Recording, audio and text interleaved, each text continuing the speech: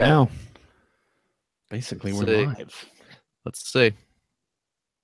Let's see. I don't see a You don't see a thing? tweet hasn't gone out. yeah, it has.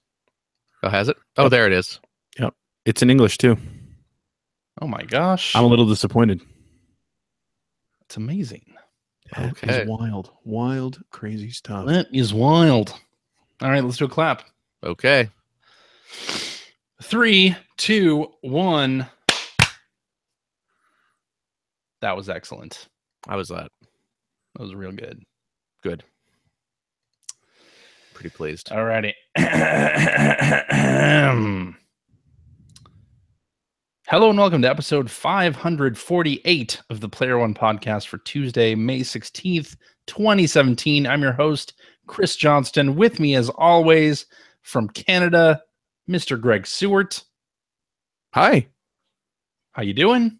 Good. How are you? Pretty good. All right. Glad we got that out of the way. And joining me from the great state of California, Mr. Phil Theobald. Hi. How you doing? Good. How are you? Excellent. I'm good. Glad we got that out of the way. Not joining us this week because he's been sunset, Mr. Ethan Einhorn. So mean. Not even here to defend himself. Yeah. I'm sure he would agree with that statement. I don't know. Yeah. But speaking of sunsetting, Uh-oh. Alan Wake. Oh, man, yeah. That's depressing. Yeah, a fine video game by Remedy and published by Microsoft is getting delisted on digital storefronts because its music rights are expiring. So by the time you listen to this episode, if you're listening to this episode on Tuesday, you've already missed your chance to get Alan Wake digitally. They're going on a fire sale. I think it's like $2.99 or $3.99. Oh, yeah? Yeah. And if you don't own it and you're watching this on YouTube, go buy it. It's so good. It is such an excellent game. Do I have that on Steam? If you don't, you may I as do. well buy it now. In library, and Alan Wake's American Nightmare in library. So Oh, American lovely. Nightmare is the DLC, is the second no. episode, right? Right. No, American Nightmare is like the second Xbox Live Arcade game that they did that Yeah. mixes up the gameplay a little. That is actually not getting delisted, so you'll still be able to buy that, Oh, really? but you won't I be also able to have get the original. Alan Wake Collector's Edition extras are There in you my go. library, Oh, so nice. Okay. which are only 99 cents on Steam right now. So That game on the Xbox 360, it may have been the last collector's edition box that I bought. I have the big physical edition. That Of that that, game is right? one of the secret best games on the Xbox 360. I agreed. Totally agreed. It's anybody who's actually played it, I think, really appreciates it, but I don't think a lot of people played it, which Yeah. is a crying shame. So yeah, definitely go get it. Now it was, I think, Thomas Puha Mhm. is Remedy's. I don't know if he's a marketing guy or what now, but I saw a tweet, I believe, from him saying that Remedy and Microsoft are working to renew the music license. Oh, But so as this might not of this be a recording, it is going to be delisted on the 15th. this might not be a forever kind of sunsetting. It may be a temporary. Not if they sunsetting. can work something out. Yeah. but treat either it way. as though it is, because you never know. And I mean, it's super Never cheap right now. So how can you go Yeah. wrong? Yeah. Yeah. Yes, indeed. Cool. Worth every penny. All right. Let's talk about Hitman. Because Terrible. Square So Enix- terrible. Square Enix has pulled the plug on Hitman. They are looking to sell IO Interactive. Oh, jeez. And it seems like maybe the Hitman franchise is gone or not going to be around. Hitman Go. That was a could good say. game. That is a good game.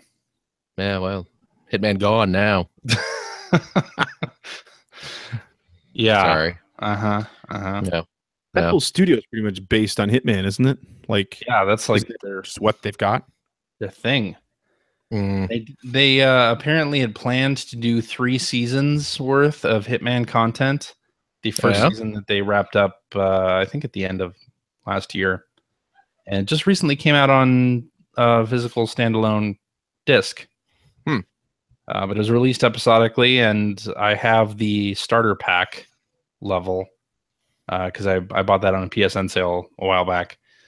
But so I wonder if and I mean, I haven't read all the details of this yet, but I wonder if the fact that they're selling them has to do with the fact that maybe Hitman, the most recent Hitman, didn't do that well. I think that is exactly why. Which is a crying shame, because I feel like the episodic release thing was probably not IO Interactive's decision. Possibly. So, but I thought that release plan and then the way that they unveiled elusive targets, I thought that actually got the Hitman game name out into social media like a lot more often than a just standalone release would have. I really don't know. I'm just throwing that out there that I hope that wasn't the reason why it didn't perform, because really pretty much out of their hands. Yeah. Well, anyway, it is too bad. Indeed. Something that's not too bad, however, is that the rumor that Nana Onshaw and Innes were teaming up for a project turned out to be totally true. Yes, it did. Yes. Yes. Delighted. Very delighted by this news. Yes. Project Rap Rabbit is a real thing. And they have a little trailer up on YouTube that doesn't really have much in it. No. Sort of defines the art style they're going for and the character, and that's about it. Yes. It looks okay. Is it Guitar Man 2? No.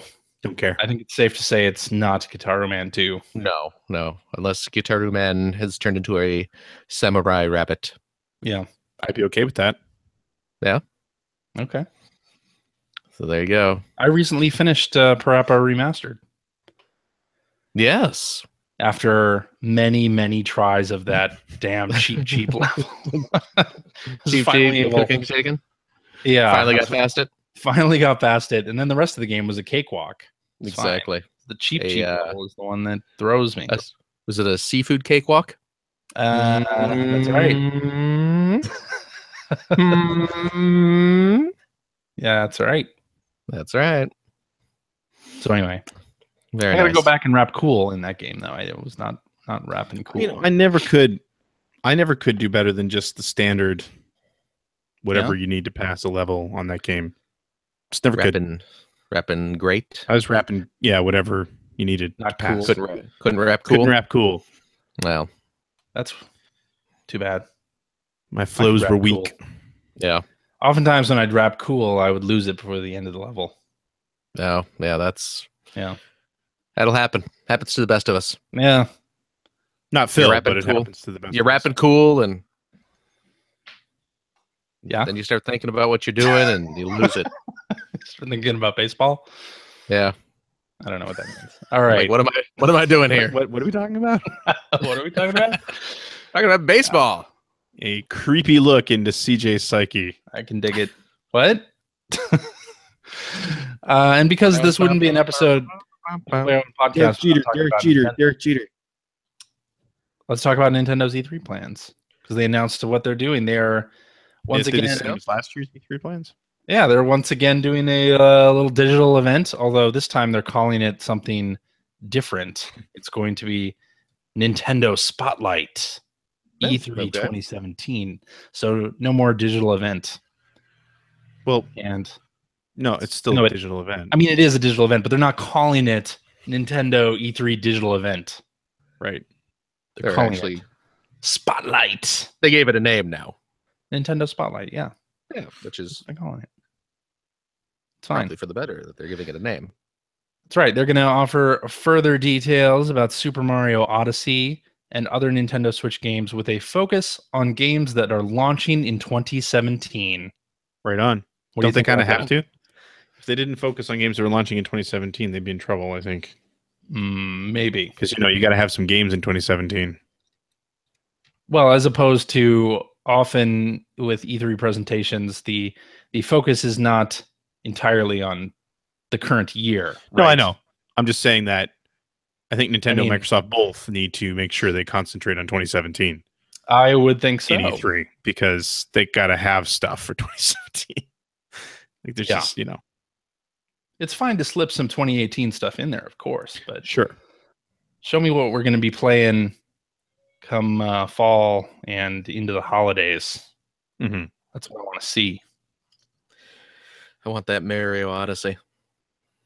Yes, me too. Me too. They describe it as a sandbox style adventure. Yeah, actually, that kind of worries me. Why is that? I just, I don't know. The same reasons why I wasn't excited about Zelda being so open world. Yeah. I mean, yeah. Anyway, we'll see what that means. What do you think it means? I want to. And what do you want it to mean, and what do you think that it actually means? I want it to mean that it's something along the lines of like a Mario 64, where it's still like very highly designed levels. But I know that's not what they mean. What I'm afraid it's going to mean hub is or something. Yeah, exactly. Well, I'm just afraid that it's going to mean something else. I'm afraid it's going to be this big open world Mario, and I'm not too down with that. But whatever. Okay. Yeah, you could apply that description to like a Mario 64. If that's the case, great. I'm all for it. Love it. Great. Good idea. Yeah. Okay. As long as it's got some good platforming, I'm in. I mean, I was going to buy it anyway. But, I mean, it's a new Mario game. I'm going to get it either way. No. Yeah. But alrighty then. That was a very quick news section. Because not much is happening, I suppose. Let's get into what we have been playing. And Greg, I believe you've got some major news for us here. Major news. I finished Breath of the Wild last night.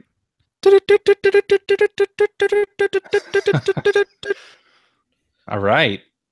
So I ended at about 85 hours. Did 72 shrines, 55 Korok seeds, got all the memories. Okay. I don't know how many side quests I did. It was a lot, actually. Okay. So yeah, I got up into sort of the northwestern part of the map. People had said it would be worth exploring, so I went up there and did a couple shrines and found like the stable and all that fun stuff. I was sort of planning on getting all the ancient armor, but then after a while I got tired of gathering gears and just sort of went for it. It's like, I wonder if I can survive Hyrule Castle. Turns out you can. I can. Yeah, man, I gotta say, I think the level design for Hyrule Castle kind of sucked, but the atmosphere was amazing. Definitely. Like, I just love the way it looked. I did really like the little nooks and crannies where you'd find a lot of arrows, give you lots of arrows in that area. But like sort of the ruined rooms and furniture and everything in there is cool. It was nice touch. Yeah. The music was incredible. Great loot that's in there, like the. I found a couple of really nice swords, and I didn't find the classic shield. It's in there. Oh, that would be cool. Yeah. I got to get back into Zelda. The music, though, man, the music. Like, yeah, it's great. It's just this gorgeous mix of a lot of themes from the previous games, like for the past 30 years.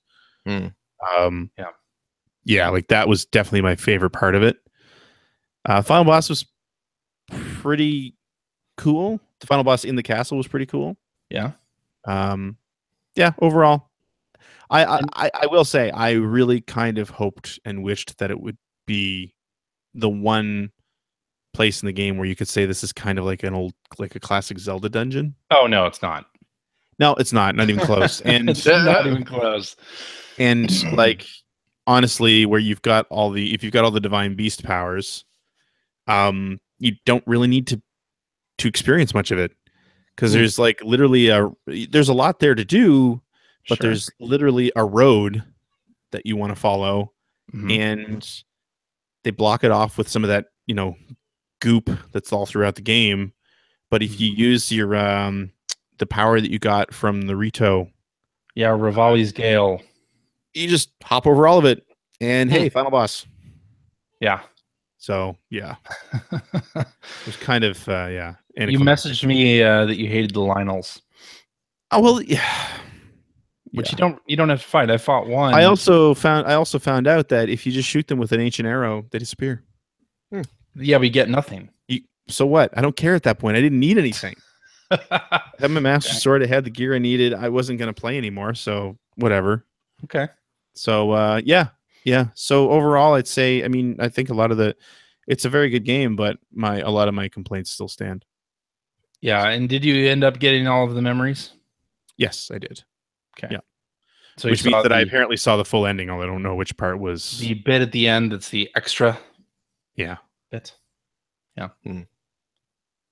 Anyway. Yeah. Okay. But yeah.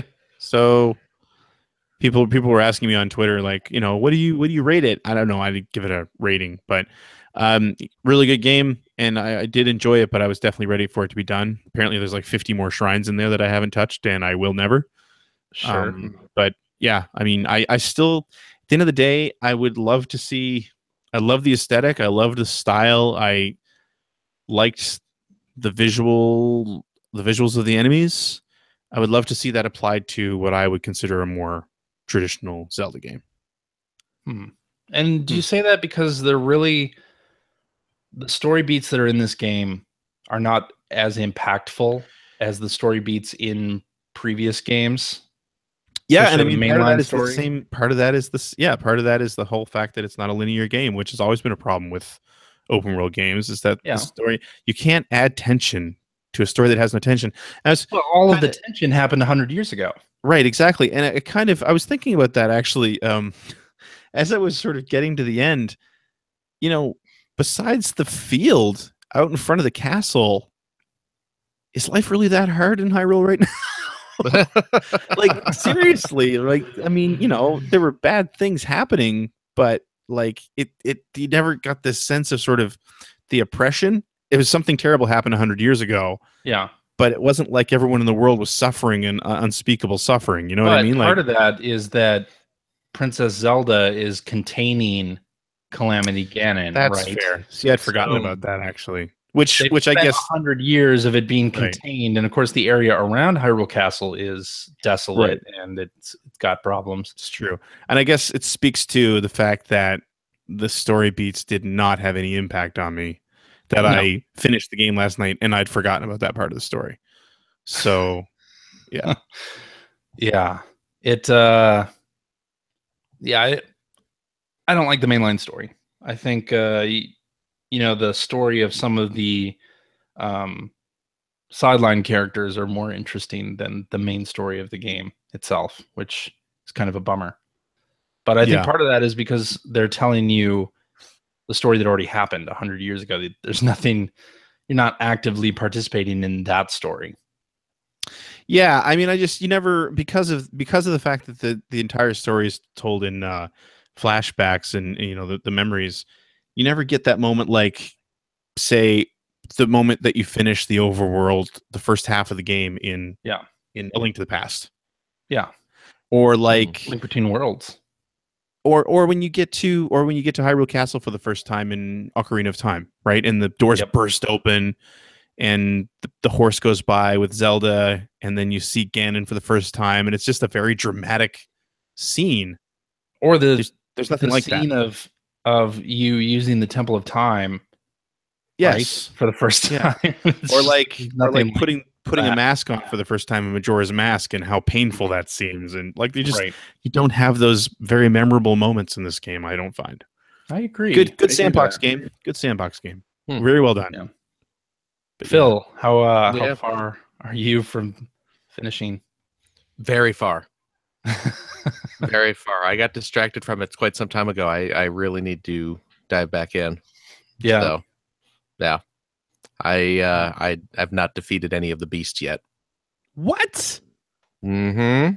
Damn, son. Wow. I know. I got distracted. By other games. It takes me over 20, maybe 30 hours to do my first Divine Beast. Yeah. So. Yeah, I really need to dive back in. Yeah, it's a good game. I am with you on the story. The story is lacking, but I really enjoyed the game a whole lot. So yeah, I gotta get into it again. Yeah. Got anything else there, Greg? Or no, but I will say I did like not to spoil too much. I did like Ganon. I like fighting him. Fighting him was You know what? I guess I don't need to get back into it now. You should just go right to the castle. You know what? Don't do the divine beast. Just go right in. Just go to the castle. Just storm the castle. Yeah. Okay. You can do that in this game.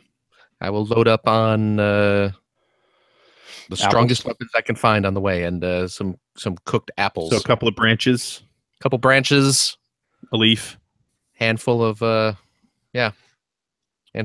delicious baked apples. Goblin shield, and I'm ready to go. Yeah, you are set. Okay, done. Bring some of that heat resistant juice. Yeah, I'll cook up some heat juice. Bring a mouthful of cinnamon in case I find some fire inside the castle. Oh, there's fire. No, that'll protect fire. That'll protect me then. Yeah. Bring at least one bow. You'll need it. Okay. One bow. And a couple arrows. Smattering of arrows. A couple arrows. You get lots of arrows in the castle, so you don't need to worry about arrows too much. That's true. Well, I won't waste my time with arrows then. Yeah. I'll just pick those up when I get there. Yeah. Perfect. Good plan. Perfect. I'll finish this up tonight. Okay. Is that all you were playing there, Greg? Yeah, that's all. I mean, I jumped back into Dragon's Trap, but I haven't really played more than we talked about previously. So, all righty. Nice. Phil. Yeah. What you got? I picked up the hot new Switch release this week. I refer, of course, to Minecraft Switch Edition. Oh, all right. I picked up Minecraft because. So how many copies of Minecraft is this for you? How many copies am I? I did not, Greg. I do not believe it has touchscreen support. Lame. It does. It does have touchscreen. Does it actually? I've not bothered trying to use it. So it does. Oh, does it though? Okay, I take it back. It does, Greg. Because I'm just going to say, if Ethan were here, and I don't want to put words in his mouth, but I feel confident that I can put words in his mouth. If Ethan were here, he would tell us how superior touchscreen controls are to physical controls. Well, you can take that. You know what? You can quote. You can cite Ethan on that. Yeah. You may be right, but I think no. I will say it's fantastic that we finally have the best version of Minecraft available in a portable format. That's never been done before. That, of course, is done in this way before. That, of course, is the PC version and a laptop. Right. Yeah. The best version of Minecraft portable. No, you know what, though? The Switch version is actually really, really good. It is quite a bit better than the Wii U version. Yeah. If for no other reason than the world can be larger, significantly larger by an order of magnitude. Oh wow! How many copies of Minecraft do you have? Let me see here. I have the PC version. Yeah. What's that? Xbox 360. I think I have the. Do I have the 360 version? I have the PS4 version. Okay. I have the PS4 version, which I believe was cross-buy with the Vita version. Yes, I believe. And I bought the Wii U version back in the day. Okay. So I think that might be it. Okay. I think that's it. So with 3 and then 4 counting the Switch version. Okay. So yeah. So I'm not. I mean, I'm probably a little stupider than most people buying 4 copies of Minecraft, but yeah.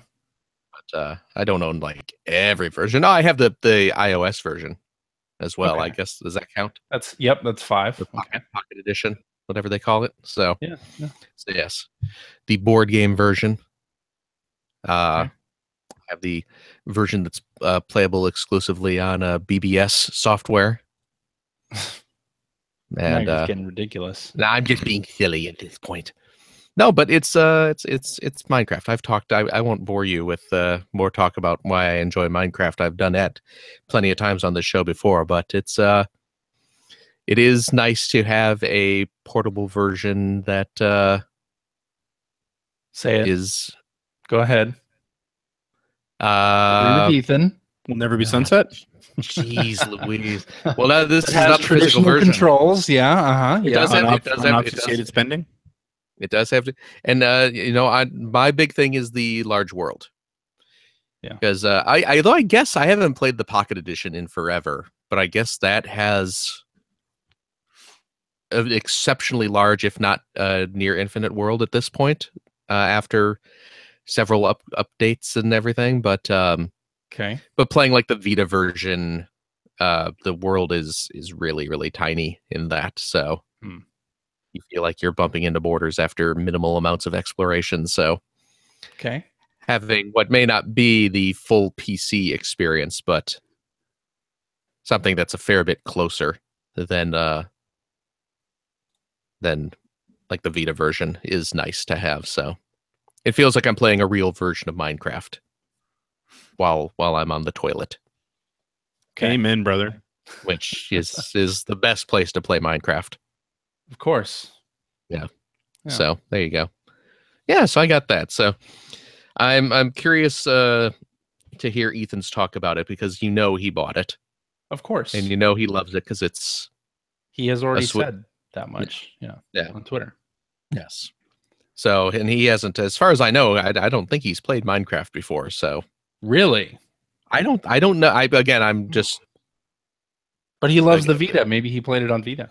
Maybe he has, but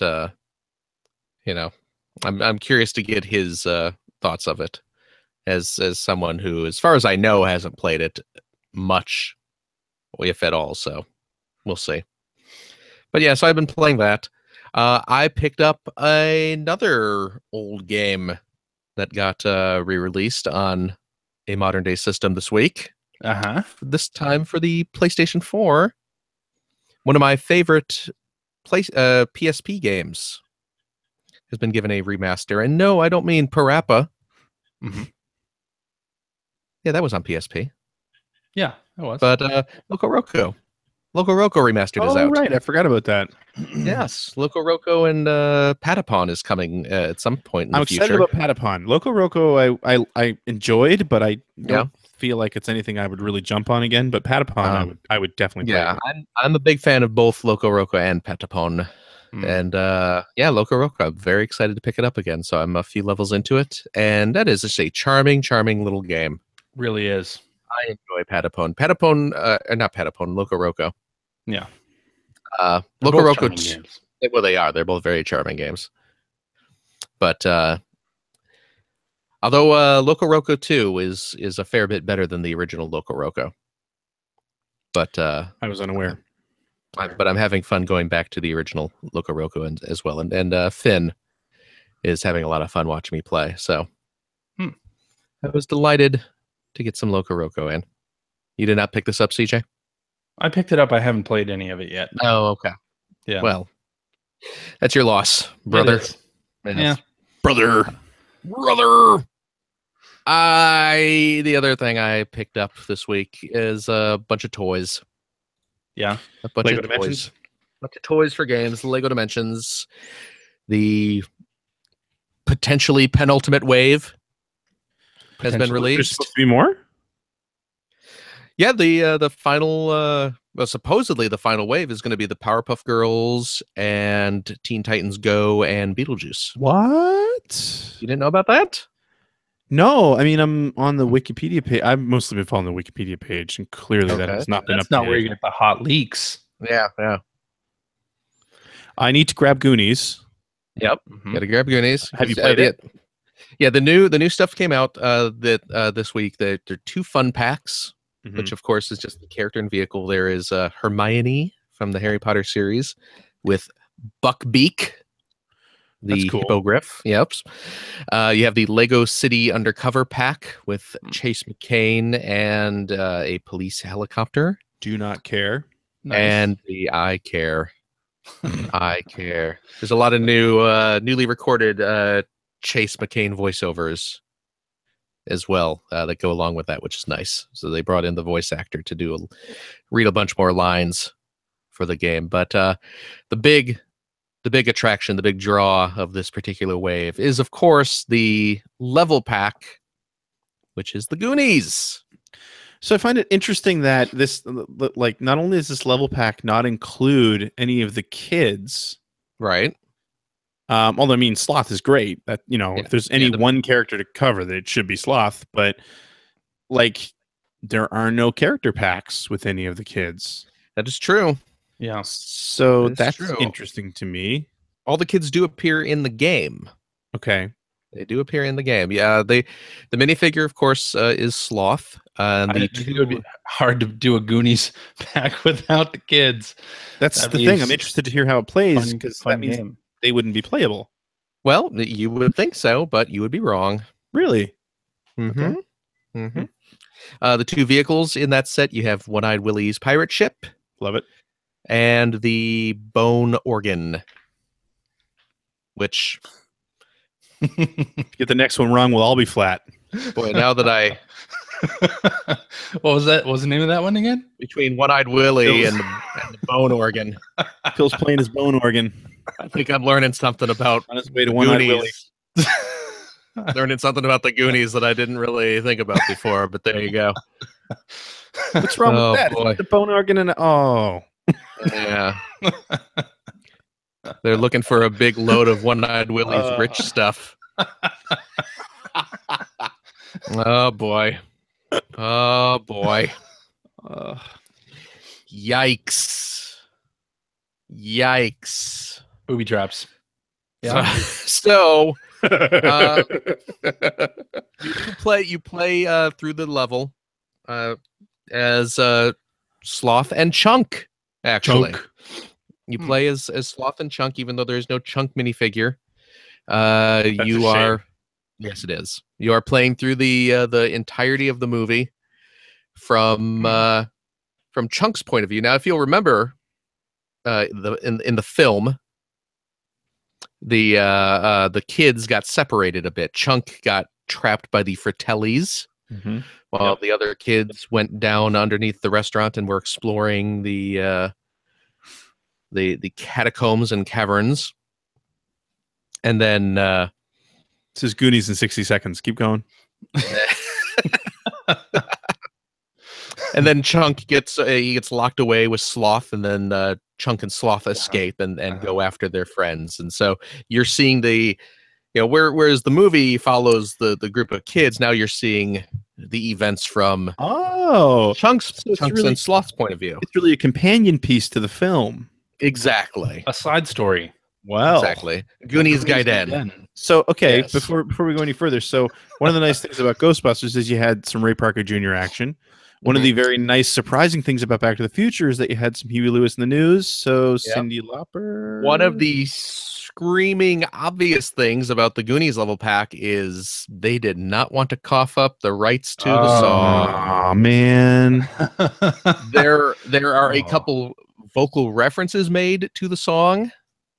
But at no point, and there's one point in the game where clearly you're supposed to be hearing the Goonies Are Good Enough song, but it's just a generic 80s pop tune. Wow. So it's very... It's not one of those things, because I remember I think it was Back to the Future, you didn't hear the song until you actually finished the story. Well, you know what? The world. I will say this, I have not technically finished the Goonies level because it bugged out on me at the very, very end. Dun dun dun. As you know, these Lego games can be a bit buggy sometimes. A little bit, yeah. And I played through. It's a long. It's like an hour and a half level. Nice. Okay. Yeah, and it's got a couple side paths, couple little deviations from the main storyline if you want to seek those out, if you have some of the other vehicles and things like that will allow you to access these side trips. But I reached the very, very end where, again, the end of the movie, you may recall, the giant boulder fell and Sloth has to lift it up and shuffles the kids out. The big boulder fell and a little Sloth icon appeared there. To say, go stand on this spot to trigger what would be the final cutscene. And I run over there, And just as I was standing on there, some bricks exploded or something and caused the little level-ending icon to disappear. So suddenly I was trapped in this room where I couldn't. So I had to just exit out. It's the hidden ending of the Goonies movie where Sloth doesn't pick up the boulder. They don't get out. Kids eventually starve to death in a cavern with One-Eyed Willie's pirate ship. Yeah, they filmed that in black and white. They're forced to eat the octopus. So the question is though, did you find R2-D2 on One-Eyed Willie's ship? Is R2-D2 in the movie? Yeah, he's on the deck of the ship. No, I did not. Wow, I've never noticed that. You never really see him very well. It's in the distance. The final shot as it's floating away, R2-D2 is on the deck of the ship. Oh, wow. I had no idea. Huh. Now, as far as I know, he's not, but yeah. I would imagine he's not. I would imagine he's not. But because LEGO Dimensions doesn't have the Star Wars stuff. Yeah. Disney, so yeah. But yeah, it's good though. It's a good level. You know, like I said, the fact that it's an hour long is nice because that was the biggest problem with Back to the Future was that it's just like so short. Yeah, and tons of voiceover. Chunk is very, very chatty the whole time, just like the movie. Yes, they got it's strangely enough, it's not the same actor who played Chunk doing the voice. Shocking, because they didn't want Chunk to sound like a 40-year-old man. He's not fat enough anymore. They took one look at him and was like, "Man, you ain't fat. You ain't nothing. Do the truffle shuffle." Nah. No. Have you seen Chunk these days? Yeah, he's like buff. Positively svelte. Yep. Yeah. I'm waiting for my transformation from Chunk to the past Chunk to future Chunk. Maybe you need to go on a life-changing adventure with a giant man. Yes. Yeah. One-Eyed Willie. So, yeah. You know what I mean. A giant man's One-Eyed Willie. Oh boy. Oh boy. You do like I said, you play through the whole game as Chunk and Sloth, but by the end, when you get to the pirate ship and you're rescuing the other Goonies, you do end up you get to play as Data as well. So that was kind of Star fun. Trek? Yep. He shows up. Who'd have thunk it? I mean, that's like a Mega Bloks license. I don't know how they got him in this game. But no, Data the Goonie. The little the Asian little racist kid. caricature. Yes. Yes. Okay. Yes. You may remember he was also the racist caricature in Temple of Doom. Yeah. Hey, doll. You call him Sloth. No time for love, Dr. Jones. That's right. He no mad. He crazy. It's the 80s. Oh God. Yeah. For those kids listening, harmless racism. The 80s were really racist. Especially if you were a minority. So yeah, there's a question in the chat which is important too. Did they license the name Baby Ruth? No. Oh, that was his best line. No, Ruth. he just yells chocolate. What? Boo earn. Boo earn on that. Chocolate.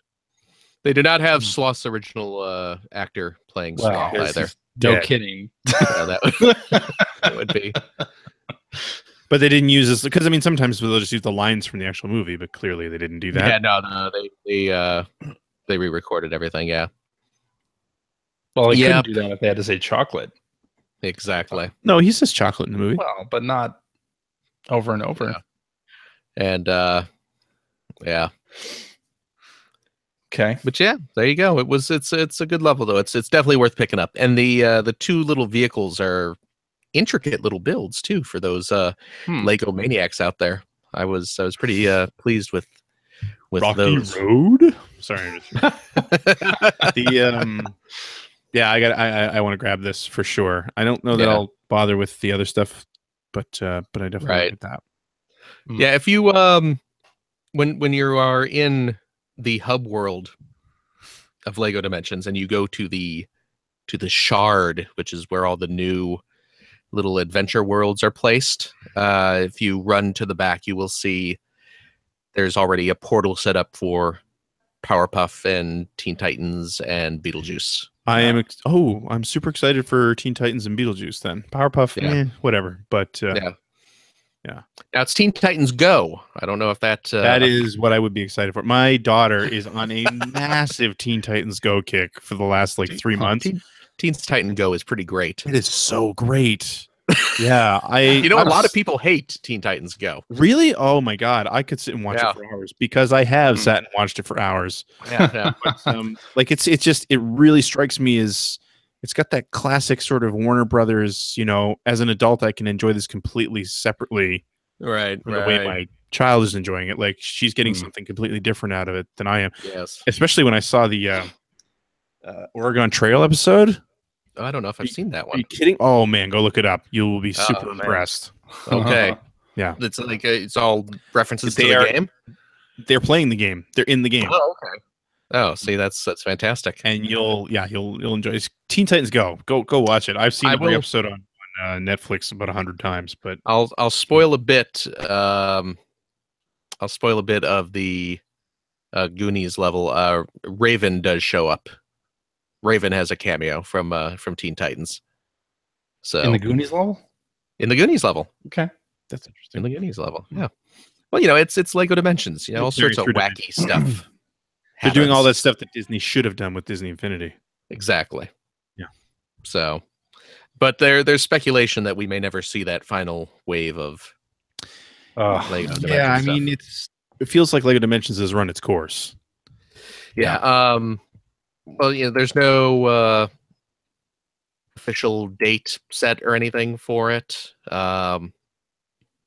So it's all the more reason to pick up these packs quick. Yeah, exactly. Now, images of the Powerpuff Girl minifigures have leaked out. Okay, but that doesn't really mean anything, though, does it?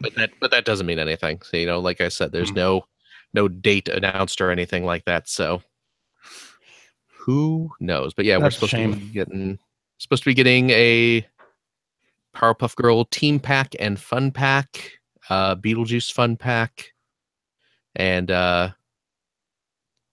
I think a Teen Titans team pack, if I remember correctly. But we'll see what happens. Maybe at E3 we'll see. I hope so. It's coming up soon. Yep. Yep. Alrighty. So there you go. That's what I've been playing. Yeah. Okay. How about you, Siggity J? Well, I've been playing more Mario Kart 8 Deluxe because that's a good video game. I'm thinking of selling my copy. Already? Wow. Yeah. I played some battle mode with some listeners on Friday. That was a lot of fun. Doing Friday game nights, and I'll tweet out the password. But you can just enter in the little lobby number and be ready to play 9 p.m. Eastern on Friday. We've been doing it 2 Fridays in a row so far. So there you go. I have one more 3-star in 150cc to get, and then I'll be done with that. So that's been fun. Yeah, see, I've already done all that. I went through and completed everything on 150 and played online a couple times, and yeah, I think I played too much of this game on the Wii U. It's just you played it all. You've done it. Yeah. Well, it's I'm hopeful. I mean, who knows what they're going to do? Maybe they'll announce some DLC or something. Who knows? Get rid of it while it's still worth something. Yeah, or you could do that. But it's a fun video game, and I'm still playing it. So, and then I also picked up the Forza Horizon 3 Hot Wheels pack. I gotta get this, and it is hugely fun. It basically takes you to a separate island city where they have the orange Hot Wheel tracks set up, curving all around, doing loop-de-loops, all that fun stuff. They have dinosaurs that'll swoop the track, a lot of fun little Hot Wheels themed stuff going on there. And they have 4 vehicles that are actual Hot Wheels cars. Yeah, they're like some of the classic Hot Wheels cars. Yes, they've but you can remodeled. use any car you want. Yeah. Although I'm not sure you would want to do that, since the Hot Wheels cars themselves are fast enough to actually like take advantage of the way the tracks are set up around the island there, whereas the regular cars have their regular stats and probably aren't as easy to race. But yeah, it's pretty fun. I've just played a little bit of it so far, but I am enjoying it. Gave me a good excuse to get back into Forza Horizon a little bit. You don't really need one. I didn't really need an excuse, though. That's a fun game. And we'll have to wait until 2018 to see Forza Horizon 4, right? I would assume. That's been sort of the cadence of these releases. So yeah. But I'm super happy with Hot Wheels. I mean, at some point they could go completely arcade style with this thing. Well, that's the thing that really got me when the fact that they announced it and then bang, it's there. Like, yeah. But yeah, like it's not that Forza Horizon was realistic in any way, but I mean they really went for it here. Yes, they sure did. And damn, like I'm so happy they did. It's good. Yeah, and they have little, the little things to like speed you up to go through a loop, like they do in the real Hot Wheels. Yeah, they got they got those here. So yeah, they could go more arcadey with Forza Horizon, and I'd be okay with that because it's awesome. It's giving me Burnout vibes a little, but very nice. And then I also played NBA Playgrounds on the Switch. NBA Jam. The Saber Interactive's NBA Jam alike. And it's okay. It's okay. That game is completely slap that on the box. Right. It's fine. It's a fine game of 2-on-2 basketball. Everything is fine here. It's okay. Like you start up the game and they give you packs of players, which you rip open and then use. Somehow, is this a gacha mechanic? Yes, it is, but you can't buy card packs. Oh, okay. So it's even harder to get the players you want. It's even harder, yeah. And they start you on an exhibition game, and for some reason I can't figure out how to switch my players before the game. So they give you all these players, right? You start the exhibition game. I finished that, and then they open up this World Tour thing. And if you go into the World Tour mode, I can't figure out how to switch my players from there. It's like I have to go back into exhibition and switch them, and then it's very confusing. Anyway, also the timing is a little weird. I mean, the gameplay is okay. I think it's similar to NBA Jam, but you know how in NBA Jam, when you're shooting 3-pointers, you'd have to like let go of the button at a certain point in the player animation. I'm going to be totally honest with you. I don't remember anything about playing NBA Jam. Like if you're asking for like specific control, no, it's been like 25 years. Well, any basketball game, if you played any basketball game on the Genesis, it was pretty much the same, where you had to let go of the button at the like top arc of the animation, like when you were letting go of the ball. Okay. In order for the ball to go in when shooting 3-pointers. This, I don't know what the timing is, and it's just very confusing. Like it's not the timing that I expect it to be. And there's no the only way that you can see that you did it wrong is the game tells you there's like a little message that pops up on the basket that says late or early. But I have no idea when I'm supposed to be pressing this button. Like it's a very small window. But other than that, it's similar to NBA Jam in that if you start a dunk anywhere on the key in basketball, like it'll do certain animations. So it's okay. It's an okay game of arcade style basketball. And on the Switch, I have played it in handheld mode, and it does look like Vaseline has been smeared on the screen. Oh. It has a very, very soft look to it. It does not look great. And they did that thing. Snake Pass also suffered from this at first. They I don't know how they're setting their HD rumble thing, but it's way too high.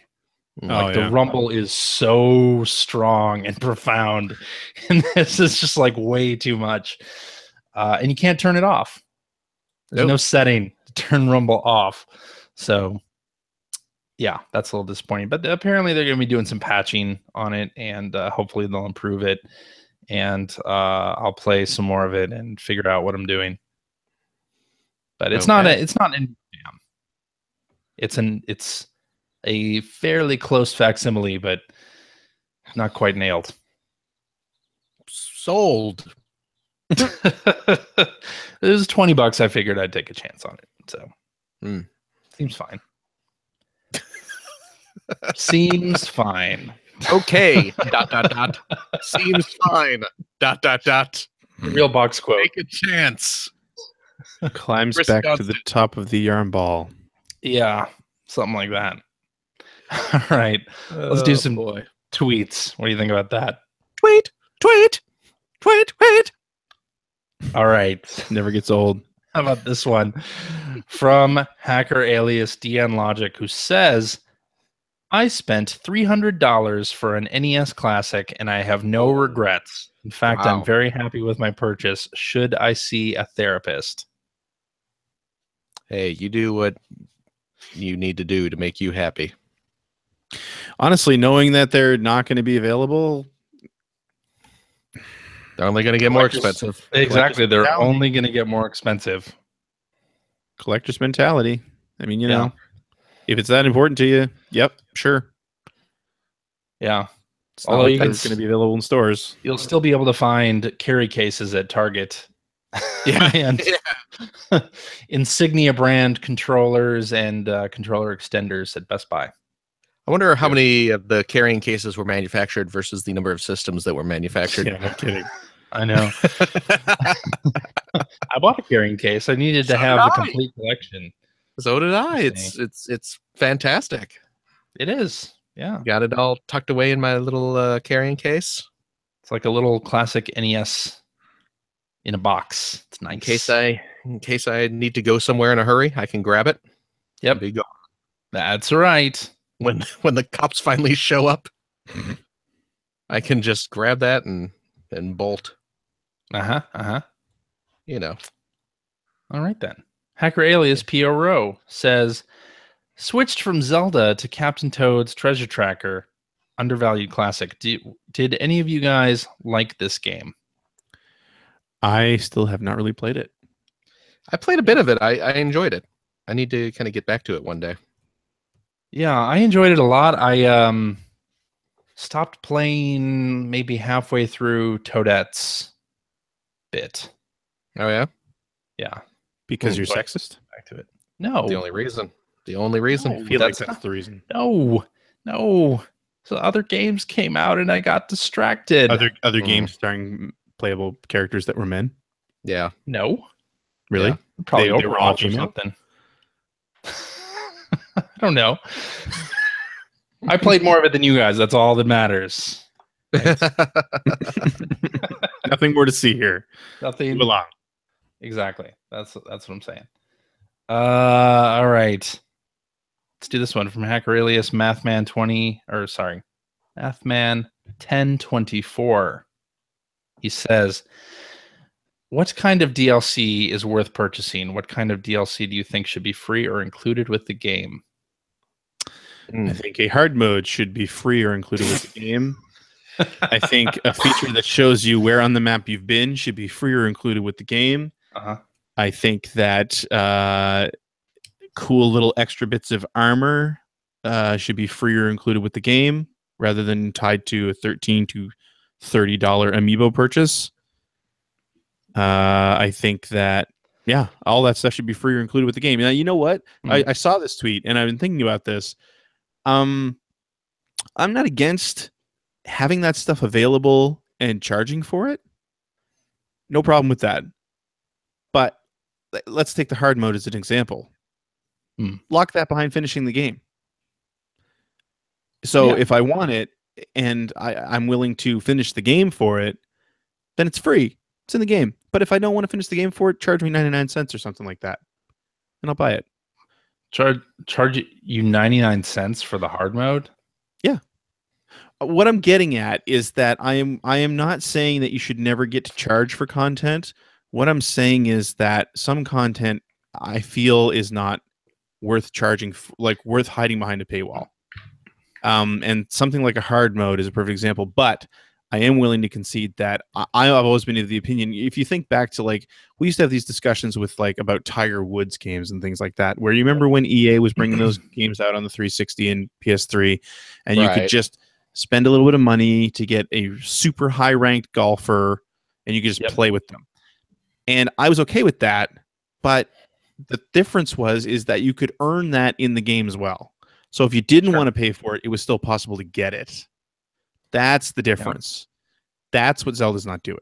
Well, they do that for the amiibo stuff. Do they? Yeah, the stuff you can unlock via the amiibo, you can get in the game through gameplay. Really? How do you do that? So, like the original Zelda outfit, you have to do all 120 shrines. Okay. See, then I'm fine with that. Cool. Yeah. Great. Then absolutely nothing wrong with that. There are examples of that in the game too. But yeah, if all that stuff is available, then I was wrong with that. And if all this stuff is available in the game to earn somehow, then yeah, I'm totally down with that. That is cool. But I am not a fan of charging for things that should just be features. You know, right? Like hard mode. Yeah, and looking at something like Forza Horizon, I believe that there was a microtransaction for at least the second one, if not the third one, where you could spend, I think it was $1.29 here, or maybe it was more, than all of the events or all of the barn finds or something, which would appear on the map, right? Yeah. That's fine. If you want to spend money on that, great, but you don't need it to experience what you can find on the map. Just shit like that drives me nuts. So you're more in favor of Nintendo splitting up the things that are in this DLC and charging less for each little thing. Yep, 100%. Instead of taking maybe the two things I should say, which is that Sword Quest thing that's going to be in the first DLC pack, and the actual new story piece. Those I feel, yes, you charge for something like that. That is DLC that I think is worth charging for. But to bundle up a bunch of features that should be in the game or free updates to add a sense of worth to your $20 DLC, I'm not a fan of that. Okay. Would you play through hard mode anyway if it was available in the game? Not at all. So, and that's the thing. So for me, it's like technically they're adding value for that, but then the way I look at it is I'm never going to play hard mode. Why am I paying for it? Me neither. Why am I paying for it? Well, to me, I look at it as I'm paying for the new dungeon and new story bit in DLC Pack 2. I'm curious. I'd really like to know what they mean by new dungeon, because there are no dungeons in the game. And then anything that comes in Pack 1, I'm just happy to have like on top of whatever. Like I'm fine with that. Yeah. See, and I understand adding that to create value where I feel there really isn't any, but I feel like it's to throw around a term that our esteemed colleague likes to use a lot. I feel like it's anti-consumer. To do that. Yeah. But I would totally pay for that extra chapter they're going to release. All over it. How much would you pay for that? Would you pay $20 for that chapter alone? Depends on how much is there. Okay. I mean, looking at a game that I absolutely love, DLC for Forza Horizon 3, I waited until the Blizzard Mountain pack was on sale for 50% off. I paid $10 for it. Yeah. So, not against it, not against paid DLC. I just think that it needs to be fairly priced. And I do not like the idea of hiding what should be a feature behind a paywall. Okay. Phil, how do you feel about this? Yes. I feel like you've been quiet. Phil is like, I feel about this. I understand. Yes. Okay. That is all. Okay. Well, I mean, I think I said it last week. If it's a game that I like a lot and it's more content that I want to consume, then I'm fine paying for it. No. especially if it's a game like Zelda that doesn't have any multiplayer features. It doesn't have like a multiplayer population that they have to keep around. I'm fine with that. So that's my personal feeling on it. All right. Hacker Alias the Parmaster says, recent disappointments? After 50 hours of Picross 3D 2, I wanted a new puzzler, so I picked up Puzzle and Dragons. It's trash. That it is. It's still a popular mobile game. I don't know about recent disappointments for me, personally. I know I make it sound like Zelda was a disappointment. It's still a really good game. Yeah, I don't know. But I mean, I understand. And I hope that if you're looking for more Picross, there are a ton of those Picross E games. Yeah, get those Picross E's. Yes, and every one of them is worth every penny. Word. I agree with that. Yeah. May not be 3D, but yeah, they are outstanding. Indeed. Get the Box Boy games too, if you're looking for puzzle. Yes, I've heard those are good. Yeah. And there is the old 3D Picross game for the DS. Right. I don't know how easy that is to find. But that was good as well. Wasn't quite as good as Picross 3D, but it was still good. Yes, indeed. Yeah. Recent disappointments, I can't really think of any. CJ disappoints me every week. Oh, wait. No. I guess I could bring up, Tumbleseed is a game that I love the visuals. I love the music. I love everything about it, but I find it to be too frustrating to play. Just too difficult. And it's got this very cartoony look to it. And it feels very inviting. And it feels like a game I want to play a lot of. And then just beats you over the head with how difficult it is. So that's disappointing. Yeah. All right. Well, that's too bad. Yeah. Hacker Alias. What's that? You don't get to answer, Phil. No, what is it, Phil? What is it? Well, no, you had your opportunity. I could have spoken up. I was just going to say I don't think I've had any real disappointments lately. Okay. Other than my son. Wow. Wow.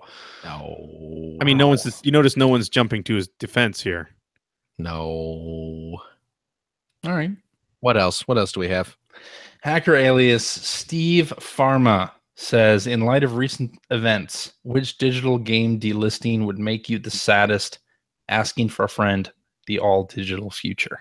Game delisting would make me. I'll tell you a game delisting that has made me very sad in the past. Outrun 2. Yep. Okay.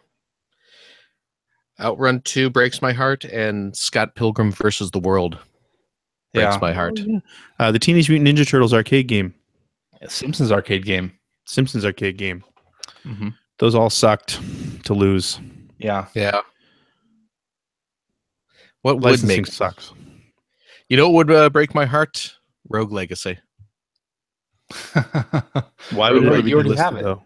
It's not I already have it on like a million things, but then other people wouldn't get to experience it. That's true. I mean, I presumably anything that would break our heart is something we already own, correct? Yeah.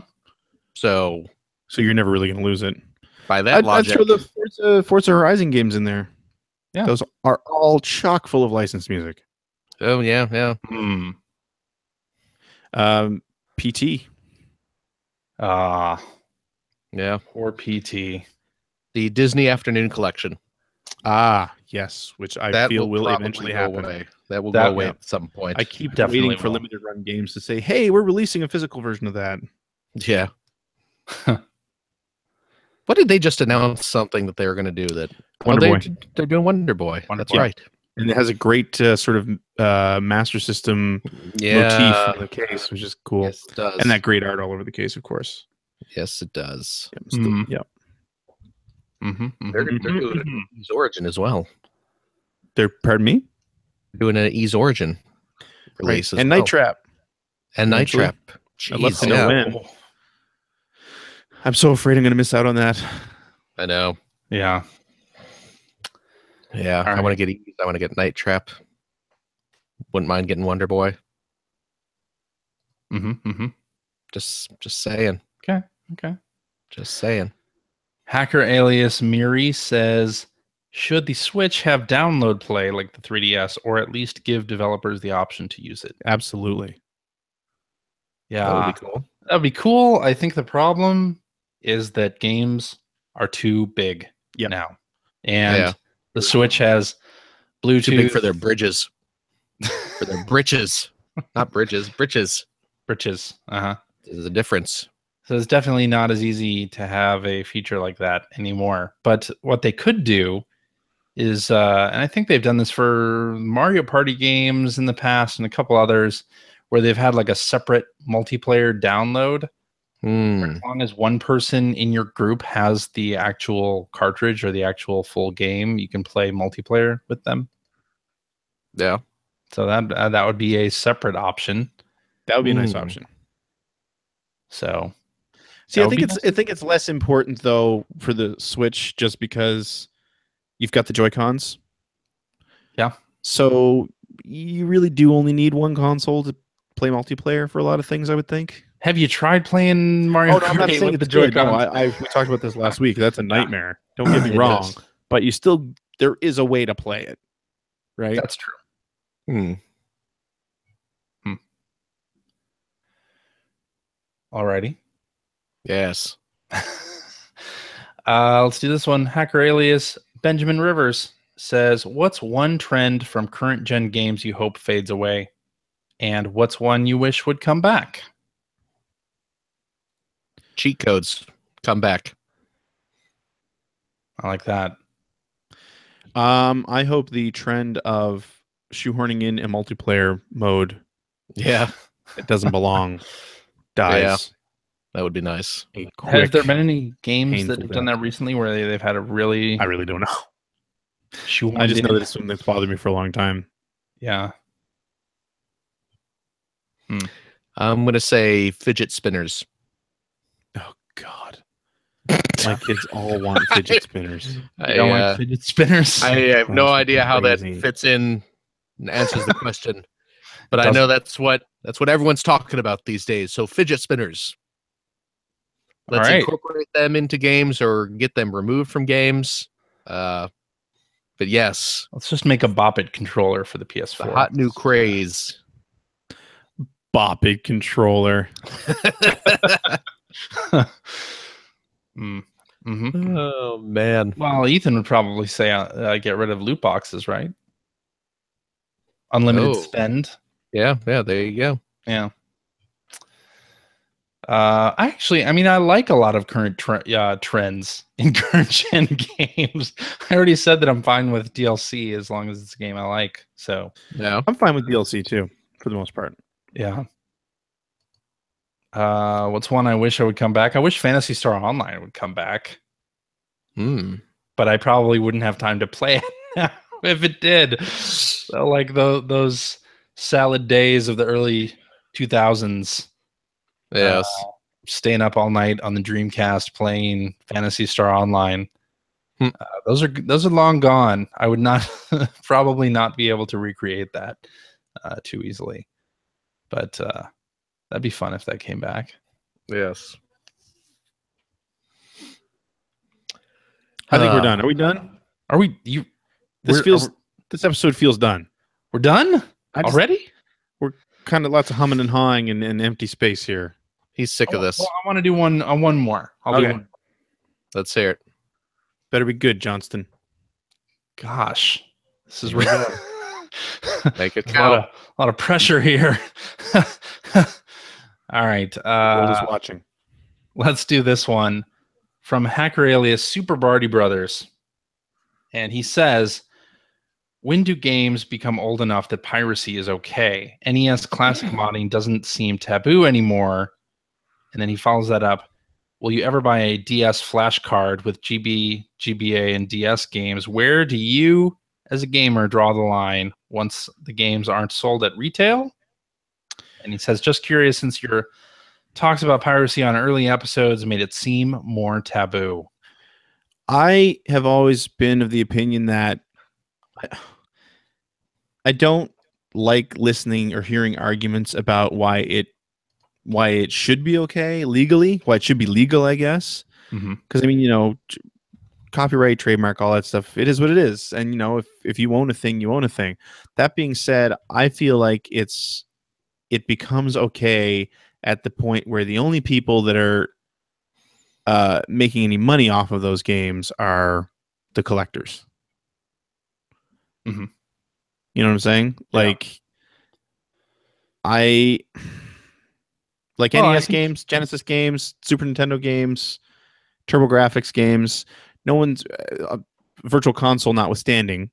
No one's making any money off those things. Nobody who owns those properties is making any money off those things. Mm-hmm.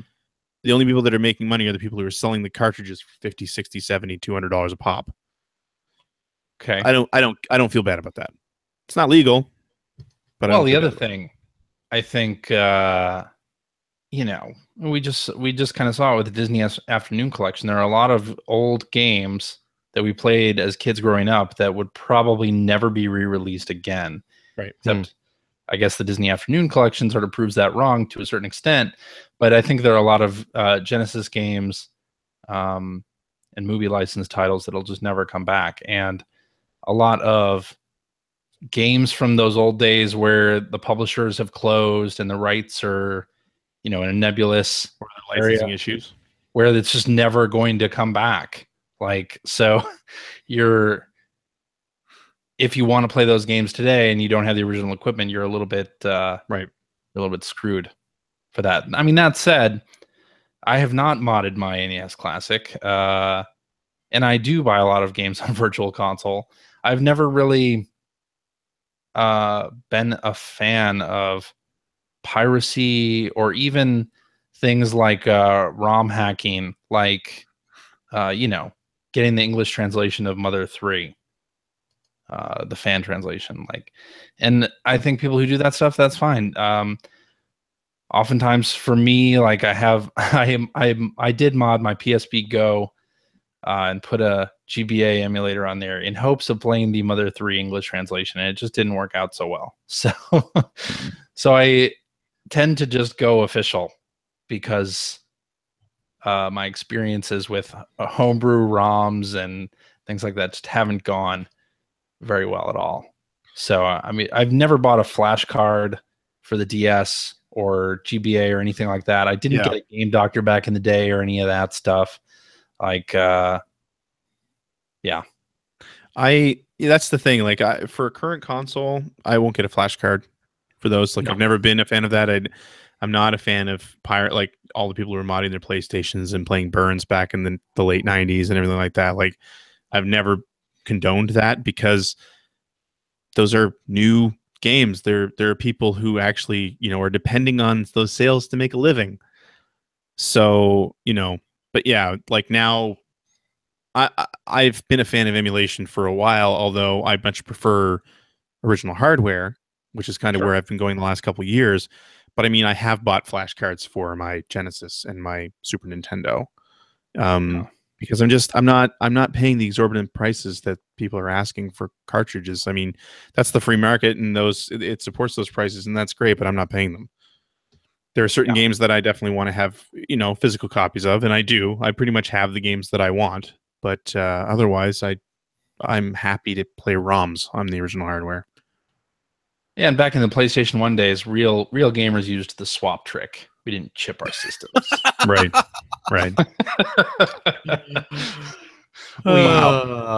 We used the swap trick. Got some of that sticky clay that you used to put posters up in your room back in college, and you put it on the little sensor there to keep the PlayStation 1 door thinking like it's closed. Yeah, that's the way to do it. And then you turned your system on its side and eventually played it upside down because the systems always fell apart. Yeah, exactly. Those were the days. I may still have my original PlayStation somewhere. I still have mine. Yep. I probably do. Although I also have the little PS1, which is a much more reliable hardware. So, I wish I had bought one of those. I wish I had bought the screen. Oh, the official screen. I have like an Interact screen, but I wish I had the original screen. Yeah, that was nice. Such a beautiful little system. But it was expensive. Was it? I don't remember. Yeah. I forget how much it was, but it was pricey back in the day. It was like double the price of the PS1 itself. So that's why I never bought one. Yeah. But now we can play Minecraft on our Switches. We don't need PS1 with the screen. Alrighty. Is that where we're going to end it? Let's do it. We're done? Sure. All right.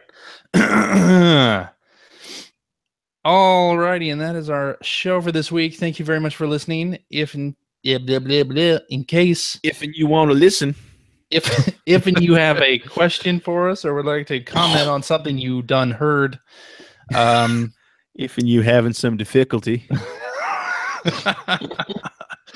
you can direct that to at P1 Podcast on the tweeters, or you can go to our internet website, player1podcast.com. There you'll find their contact information. You'll find blog entries about Sega CD stuff from Mr. Greg Seward. Yes, sir. You'll find Generation 16 episodes. I jumped back into the episode 19 edit again this week, so I made some good progress. Nice. So we're back in progress. So yeah, very nice, very nice. You'll find the show notes on each of our episodes. I include the relevant links there on our website. You can just do player1podcast.com/ and then whatever episode number you want to see. You can get all the infos right there, including a link to Scoopfest 17-ish information. And we're gonna be live. You're not going to want to miss that because that's going to be one hell of a train wreck. Humdinger. It's going to be our worst episode in years. No, or the best. Or the best. I mean, it could go one way or the other. You think Phil is insufferable now? Oh, just you wait. Just wait until he can see the audience in front of him, and he'll just you wait till I'm sitting on Stewart's lap and yeah, you know. You know. Some kind of bone organ thing going on there. Anyway. Hey, Willie. And on our website, you'll find a message board where you can discuss this very episode. You can discuss bone organs and one-eyed willies and all that stuff on our website with us and our other listeners. If you would like to subscribe to the Player One Podcast, you can do so by visiting player1podcast.com or by going to the iTunes Music Store. While you're at the iTunes Music Store, you can also invest $1.99. Cheap. To pick up the Player One Podcast iPhone application. Gives you one-touch communication with us via the emails, the Twitters, what have you. We also have all of our episodes ready to stream right to your listening device. And hey, Android cell phone, telephone users, the Player One Podcast iPhone application is available for your listening device as well for that same $1.99. Also cheap. You can find that right over there at the Amazon Android Marketplace for us on Stitcher Radio. You can like us on Facebook. You can watch archives of our show and check us out live most weeks on the youtubes.com/P1 Podcast. And if you've liked what you've heard, and how could you can head over to patreon.com/P1 Podcast. Throw a few shekels our way. It keeps Ethan off our show. The more you donate, the more excuses we find to. That's not true. That's a mean-spirited joke. That is very mean. Ethan just wanted to have a nice Mother's Day dinner. Exactly. Not impeded by this nonsense. This stuff. Yeah. By three dorks. Yeah. And their one-eyed Willie talk. Mm-hmm. Jeepers creepers. And if you Jeepers creepers, fellas. And if you have a couple bucks left over, head over to generation-16.com. You'll find a Patreon link to help support Greg Seward's fantastic web series about North America's favorite runner-up, the Sega Genesis. Thanks, New Phil. Episode coming eventually. It's a great show. CJ. Yeah. Thank you so much. No problem, Phil. Gregory. Yo. Thank you so much. Thank you, Phil. Let's give a nice thank you to Mr. Driller right there, too. Look at that. Aww. Got a little Mr. Driller toy. I like that. Isn't that exciting? It is. Yeah. Something. And I guess we'll see everybody next week, huh? Let's do it to it. Sure. Yeah. Bye-bye. Bye, everybody. Bye-bye.